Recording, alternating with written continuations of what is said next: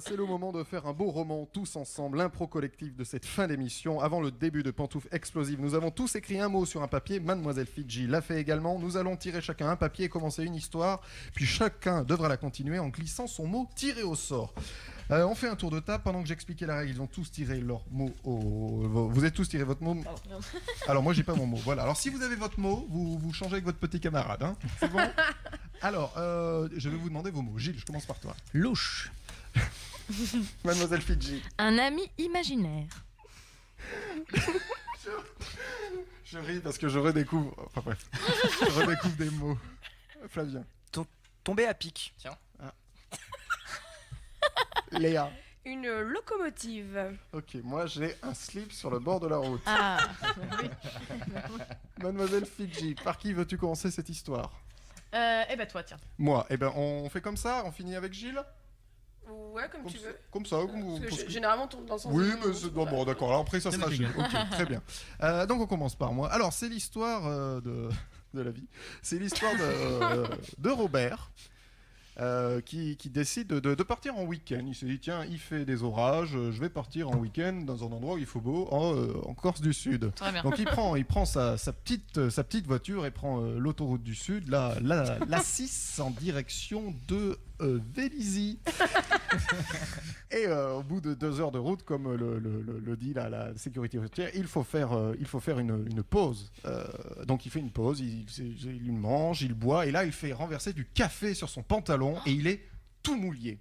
Alors il peut pas reprendre la route comme ça, sinon il va te choper la crève d'être mouillé comme ça. Il décide de d'étendre son slip sur le bord de la route et attend que ça sèche. Il attend que ça sèche, mais sauf que ça prend quand même beaucoup de temps, donc finalement il finit par oublier son slip, donc il remonte dans la voiture donc sans slip et il repart.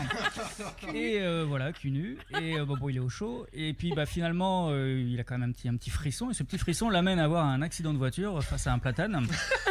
Et le choc lui déglingue les yeux, et du coup voilà, ça se met de travers, et du coup il louche. Donc ça commence à faire beaucoup. Donc voilà, et donc là du coup la voiture est bloquée, mais il essaye de repartir, mais comme il louche, du coup il n'arrive plus à saisir le volant. Donc il est coincé. Ah oui. Et du coup, alors il essaie de repartir de cette situation complètement improbable, mais du coup il louche, donc il voit très mal.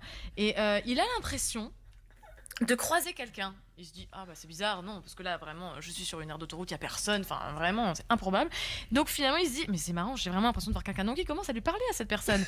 Mais il se rend compte que cette personne en fait n'existe pas, puisque cette personne ne lui répond pas. Donc il se dit soit vraiment cette personne n'est vraiment pas sympa, soit vraiment elle n'existe pas. Mais il se dit que finalement dans cette situation il aurait peut-être besoin d'un ami imaginaire. Alors, du coup, Robert Cunu se met à avoir une personne un petit peu étrange et du coup réquisitionne un ami imaginaire qu'il avait dans l'enfance pour pouvoir discuter avec cette autre personne qui serait son ami imaginaire. Bien sûr. Et du coup, il est tranquille parce que les deux personnes imaginaires se mettent à discuter entre elles et Robert peut continuer sa route. Il sait pas trop où il va, il peut plus conduire, il louche, il est à poil et il arrive devant un groupe de personnes qu'il voit de manière extrêmement floue du coup. Et on vient le voir, on le prend par l'épaule, on lui fait tiens, tu tombes à pic, t'es tout nu, on est en plein tournage d'un porno et on a besoin d'une doublure. Et du coup, c'est comme ça que Robert connaît sa première expérience dans l'industrie du hard. Et donc Robert connaît sa première expérience dans l'industrie du hard, et par la même occasion l'industrie du hard connaît sa première expérience avec une personne qui louche. C'est fort fantasmagorique. Du coup ce tournage étant fini, hop, clap de fin. Il se dit qu'est-ce que je vais faire maintenant, je ne sais pas. Donc il prend sous le bras son ami imaginaire, l'ami imaginaire de son ami imaginaire. Il claque des doigts, une locomotive rentre dans le champ. Qui est-ce qui conduit? C'est Doc Brown, évidemment. Il rentre dans la locomotive et tous ensemble, ils se dirigent direction rue des Lombards, le Sunside, parce qu'on est quand même le vendredi 22 juin. Donc qu'est-ce qu'il y a le vendredi 22 juin à 19h30? Il y a Mademoiselle Fidji au Sunside et ils vont tous se rendre là-bas. Mais malheureusement, comme elle a déjà vendu toutes les places, c'est complet et ils pleurent leur race devant le Sunside parce qu'ils n'ont pas encore réservé leur ticket. Alors, chers auditeurs, si j'ai un conseil pour vous, réservez vos tickets. C'était un beau roman. C'était une belle histoire.